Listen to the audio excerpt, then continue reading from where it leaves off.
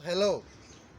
Uh, in farming, we have different steps that we need to succeed in order to have a successful or a soft growth of crops. Um, we have land preparation, we have the capital part of it, and the most basic or the most important part of it is seeds and seedling propagation. Um, when talking of seed and seedling propagation, some farmers have a seed propagations unit in their place or in their farm. Some are running their nurseries. Others are involving professional seed seed racers. Like today, we are in Farm Tech greenhouse in Kembembe area, Kirinyaga County, where we are going to learn about seedling propagations and the things that you need to consider during seedling propagation. The things you need to know as a farmer about seedling propagation so that you can have a healthy seedling. If you miss a step in seedling propagation or in healthy seedling, you just lost everything, because that's where everything starts. We are in a game of numbers, and in this game you have to get it right from the land preparation to the seedlings to the growth up to the market. So if you have a good land, you've prepared it well, your input are set, and you miss away in seedlings, you just lost it. So to start with is a seedling variety or seed variety that you're using. You have to be selective on the seed variety, be it of tomatoes, be it of cabbages, or be it of other varieties. You have to be specific, because different seedlings or different seeds works in different environment.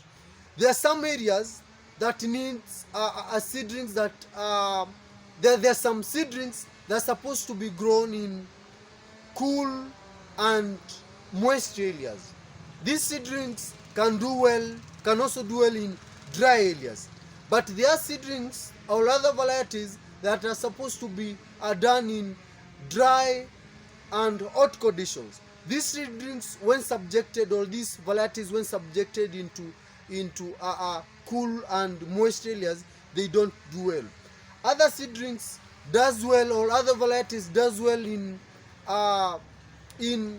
bacterial wilt areas, or in soils that have been affected by bacterial wilting. Those are now the varieties or the seedlings that we call tolerant varieties.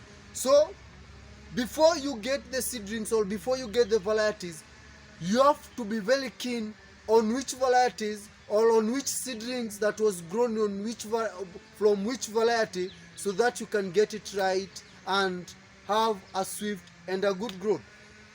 From now the variety selection, now we come to the very important point and a very good point, where is the hygiene and the health of the seedlings, where the seedlings is being grown.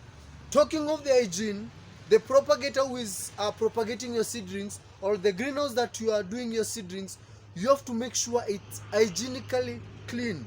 And talking of hygiene, it's free from diseases, it's free from pests, and it's free from weeds. Because, for example, in this greenhouse or in this tray, if you carry this tray with you, and this greenhouse was not hygienic, or the greenhouse was not in good hygiene, it was disease infested, you are going to carry with you the diseases into your farm, and that will be a very poor starting point.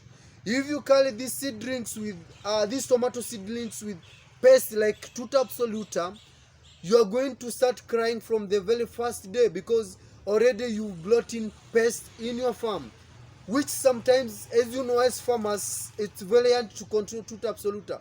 So the seed raiser or the seed propagator must adhere to the hygiene, where now they are going to bring in it has to be pest free and disease free. I've seen so many farmers, I've seen a couple of farmers suffering from the pest infestation, and it was not from their farm, or it was not from the environment that they grew the seedlings from, but they brought the seedlings or the infestation of the diseases and the pest from the propagator. Now from the hygiene, we go to the health of the seedlings. Talking of the health of the seedlings is the how does the seedling look like when you are transplanting it, or when you are planning to transplant it. At some farmers will plant their seedlings at this stage. If it was, in my opinion, this is not the right stage to plant your seedlings. This is too early to do the seedlings, and the health of these seedlings is not very stable. The other seedlings may end up dying in the open field or in the greenhouses when they are transplanted from this at this stage. So what you need to there to make sure the health is, they are strong seedlings and they are very healthy. And for those who are running the seed raisers, or they are running the propagation unit in their farm, in the farm, you must make sure you feed your seedlings very well. Just like the other plant, they must be fed very well, so that they can increase in size and they can be of good health. And healthy seedlings can be able to fight both pest and diseases, and they can be able to adapt to new growing environment as quick as possible. Because like in this environment that the seedlings are, these are greenhouse environment. So when you take them to the open field, that means you're subjecting them to a different environment, comparing to what they were growing before. This is I usually tell farmers, it's like an ICU, hospital ICU, where they are taken care of well, they are protected well. Covering, you can see, it's protecting the seedlings. So when you bring it tomorrow in the open field, regardless whether it is added or not, the seedling may have a shock, may experience the environmental shock because of moving from this environment to the other. So you have to make sure it's very healthy and it's very strong, so that it can be able to adopt. Also, I have these seedlings, once it's in the field and it faces now a disease or a pest in the field, it's very good. It's able to resist and fight the pest before you bring in the chemicals to help it fight the pest and the diseases. So according to me, this can be a good transplanting hedge. These seedlings, by the look of them, they are around 4 weeks old, and this can be a very good transplanting age. As you can see, even just through the seedlings, they are very healthy and very good. And if we were to give them more time, it's just less than 7 days for them to thicken their stem and they are planted, as comparing to what we have here. You can see the difference. So you have to check on the health of these seedlings, so that you can be able to be competitive and you can be able to win the game, the so-called the game of numbers in agriculture. Because at the end of it, when you go harvesting, you'll harvest as per the plant that you planted. Let's stop quantifying our land. Let's start giving the result by the numbers that we have, and from that we'll be able to succeed in whatever we are doing.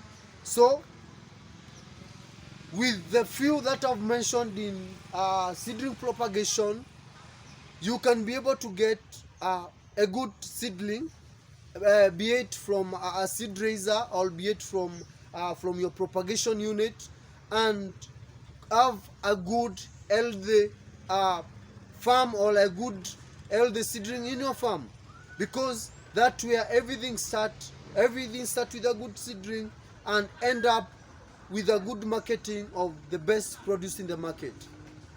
It's agronomist Farm with Fred. Check on my social medias on Facebook at Farm with Fred, Instagram at farm.withfred, TikTok at Farm with Fred, and don't forget to subscribe to this channel so that I can continue sharing the good farming tips with you and the best I'm getting from the field.